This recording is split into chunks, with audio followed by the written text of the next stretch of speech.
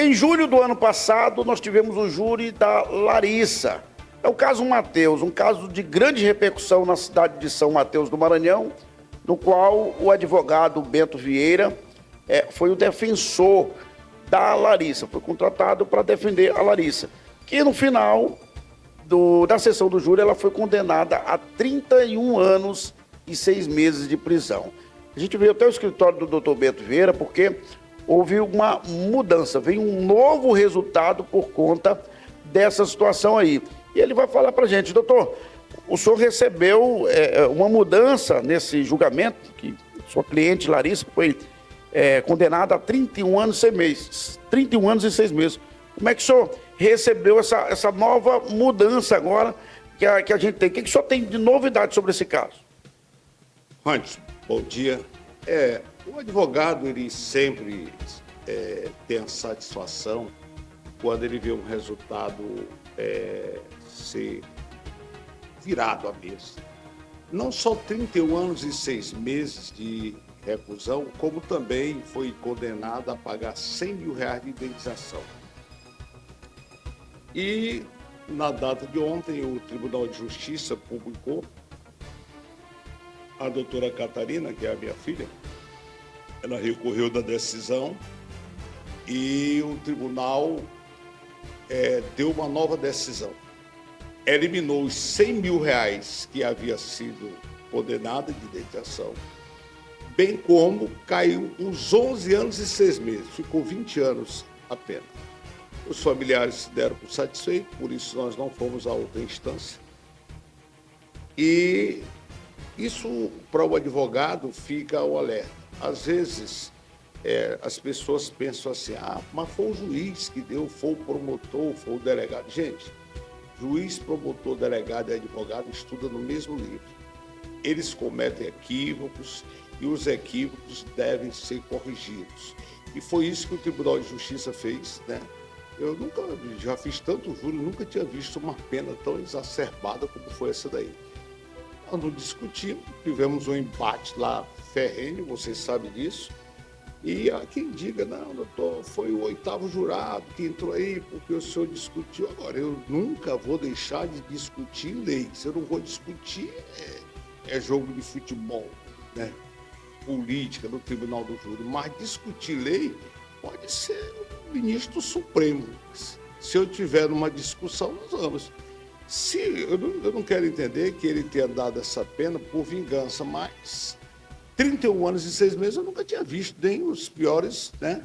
Isso, logicamente, é surpresa, muito surpresa, porque foi uma pena que acabou chamando a atenção. A gente sabe que existem as questões dos embates, tanto da defesa com a acusação, o Ministério Público, e nesse caso aqui foi diretamente com o presidente do júri, no caso o juiz que presidia a sessão. Então, o Tribunal de Justiça, ele acolhe aí essa decisão favorável para a réia Larissa, que estaria apta para cumprir 31 anos e 6 meses, e pagar uma multa no valor de R$100 mil da família dela para a família do Mateus, que foi a vítima. Então, isso acaba fazendo uma mudança radical no processo, né? Antes, na verdade, uma pena dessa natureza, como aconteceu, às vezes queima até a imagem do advogado. Doutor Bento tá velho, tá pegando pena de quem ele não sabe mais defender.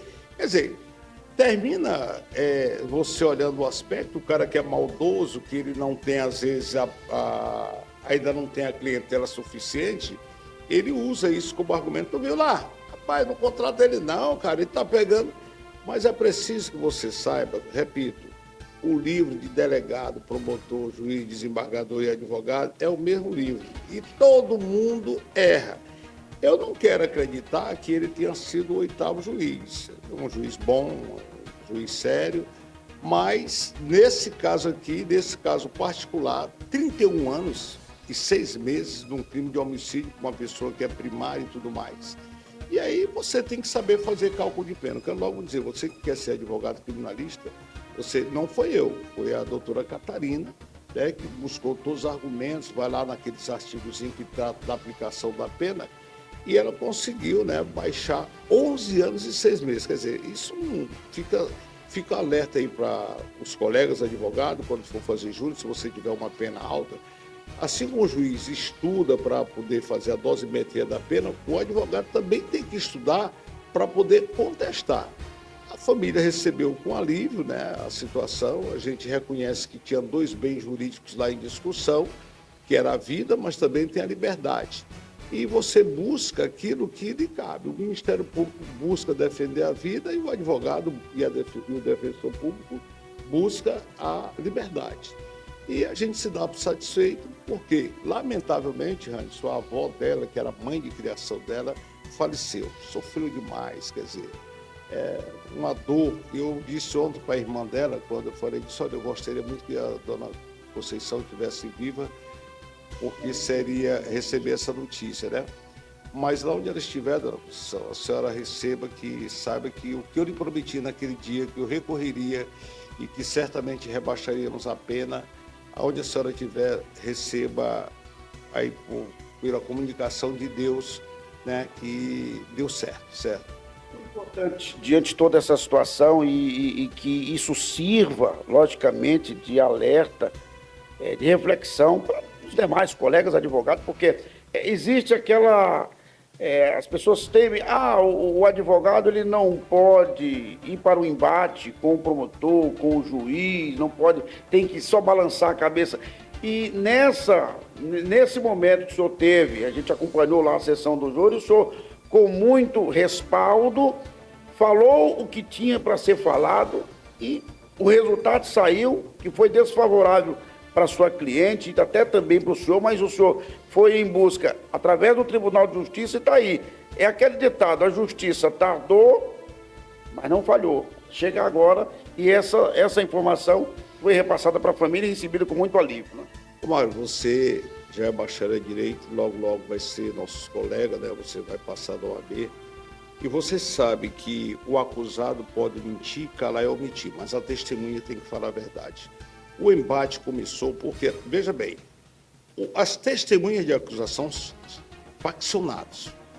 Aí o embate surgiu porque eu cobrei que um faccionado não deveria, no tribunal do júri, prestar depoimento por videoconferência. Vamos imaginar, porque se a testemunha está lá no salão do júri, ela mente, ela sai de lá presa, em flagrante. Como é que você vai prender um faccionado que está falando por videoconferência com mandado de prisão? Primeiro que o depoimento dele não pode ser recebido com grande credibilidade. E foi daí que nasceu esse embate entre eu e o magistrado, mas por mim está tudo bem. Agora, eu só aconselho todo advogado, seja valente, estude e seja valente, tá? Porque se você for nessa história de achar, não, eu não vou falar porque ele é juiz, porque ele é promotor, porque ele é delegado, não, então larga.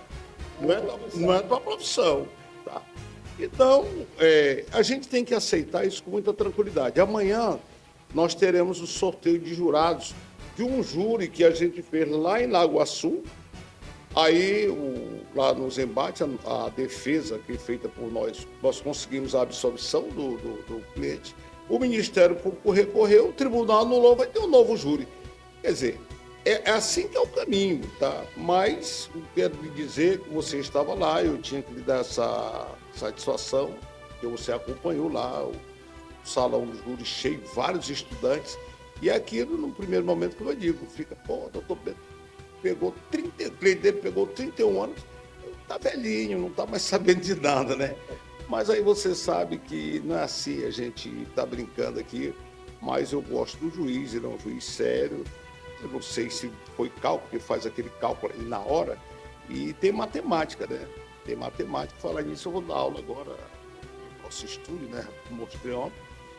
A gente vai aprender matemática básica, fração, decimais, que tudo isso é forma de inflação. Então, é isso, Hans. E nós estamos aqui para dizer que o advogado tem que ser valente. E você que já está numa profissão que também tem que ser valente, é só jogar para cá, você já tem essa facilidade de falar, que é uma coisa que o advogado tem que saber fazer, falar, e saber se impor, saber que a advocacia ela tem que ser respeitada.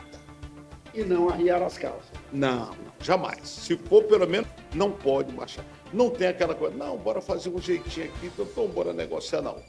Lá é tudo ou nada. É como eu disse, são dois bens jurídicos importantes, vida e liberdade.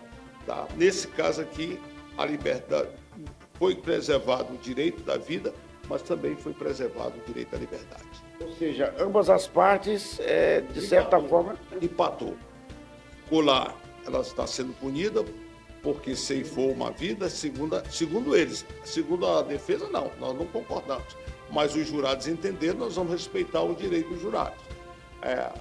Mas foi preservado com a manutenção dessa pena de 20 anos. Mas, em compensação, a defesa se dá satisfeita porque uma pena de 31 anos, você, numa pena, cair 11 anos e uma multa de 100 mil reais também cair, a doutora Catarina está de parabéns. Quero agradecer minha filha, que muito me orgulha.